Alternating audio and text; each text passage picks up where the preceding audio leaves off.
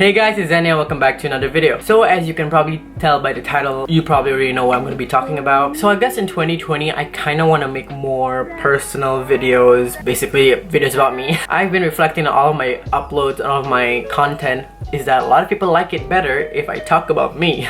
I talk about my background, I talk about me being not Indonesian, I talk about that I'm Asian, and most people think I live in the US. I live in Jakarta, guys. So I thought I really want to make a video discussing about me. So as you can tell by the title, I'm gonna be talking about how I got my Indonesian accent. I know some of you are gonna be confused, like, what do you mean, aren't you Indonesian? No, I just talked with my friend Mima yesterday, and even she has been one of my longest friends. Like, she's been my friend since 5th grade and I'm like almost 20, and she just realized or just knew that I did not live in Indonesia since I was born. So backstory, I'm half Malaysian and half Indonesian. If you're my best friends, you probably know about this.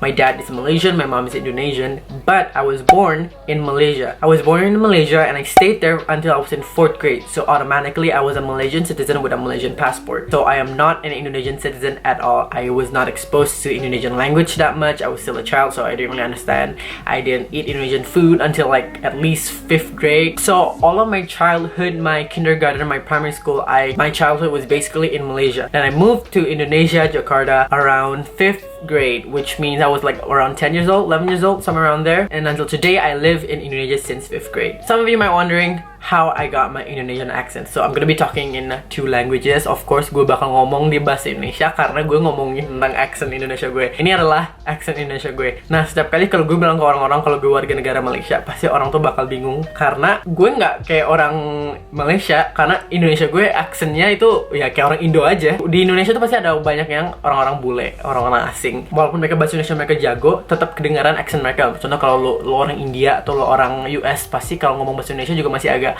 ya boleh dikit gitulah. Except for me, my accent is pretty good. Although there are times where, like, when I'm talking really fast, my Malaysian accent comes back. Also a disclaimer, Malaysian and Indonesian language are both very close and very similar. I admit that, but I don't think a lot of people realize that the accents are very different in my personal opinion, especially I'm both Malaysian and Indonesian. Malaysian accent, let me tell you, when they talk, even now, to this day, I sometimes get confused. I don't know what they're talking about. When I look at Twitter, I have no idea what they're talking about because they have a very particular accent. There are similarities. For example, apa means what in Malaysian? Apa means what in Indonesian? Yes, they're like tiny similarities, but they're just some words and grammars when Malaysian talk. It's very different from Indonesians.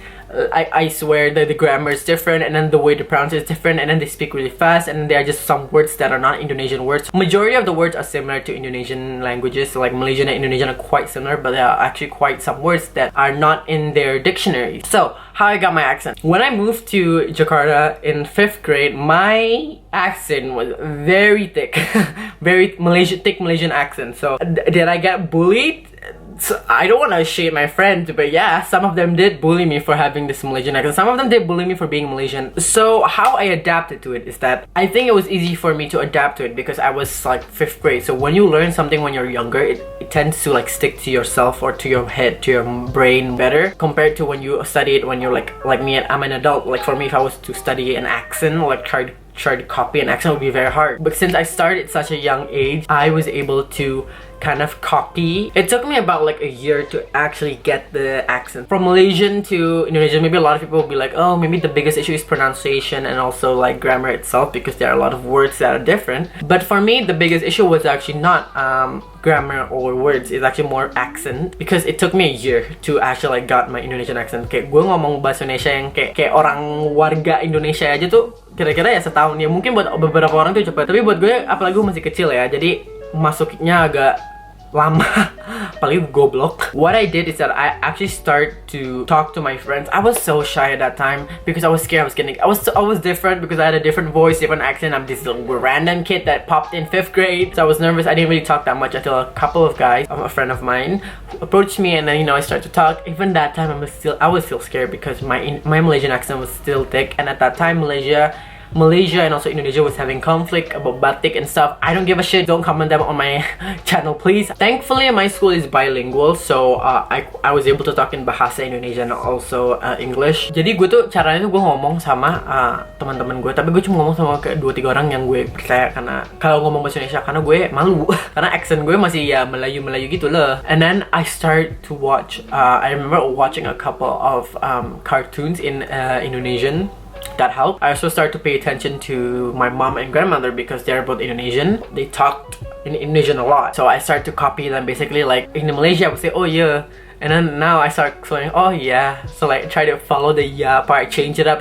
So basically, I start to make it as a habit because I feel like that's the best way for me to get the accent if I start practicing it at home, especially with my mom and my grandmother. To this day, I still do speak English with my mom and bahasa with my mom too. So like I'm bilingual.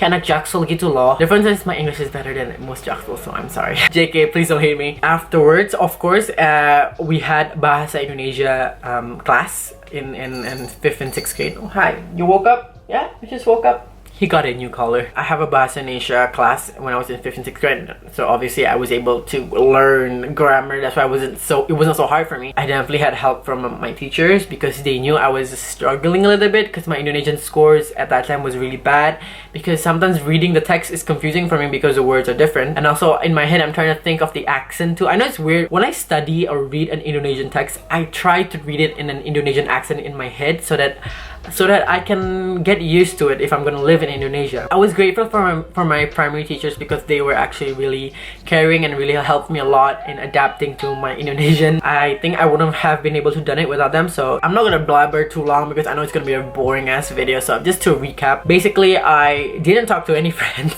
I was scared, so I started to talk to 1 or 2 friends who I know who are very friendly to me. I remember Luna, I remember Raza. Luna is still my best friend to this day, so hi Luna. I have a friend named Raza and Nabil and Sophia. I remember them. They were also the ones I started to be more open on talking in bahasa and like kind of learning my accent with them because they are Indonesian. I started to watch more Indonesian cartoons because I wake up in the morning, there's like cartoons on the TV, so you know, primary kid. Third one is probably I listen to my mom and grandmother talk in bahasa Indonesia, and I try to kind of like memorize or like take it as a habit, make it as a habit to like speak back to them in bahasa Indonesia. And the last but not least, I was able to get education from my teachers who helped me a lot. I genuinely did help me so much because I was scared. But yeah, I mean, I know it's like dumb and simple, but I guess the perks of it is I was lucky to have an Indonesian family. So even when I go back home, I hear them talking bahasa Indonesia. I hear the accents. It eventually will stick to my brain, especially when I was still young. So if you learn something when you're younger, it's easier for you to memorize and kind of like incorporate it for your future. So yeah,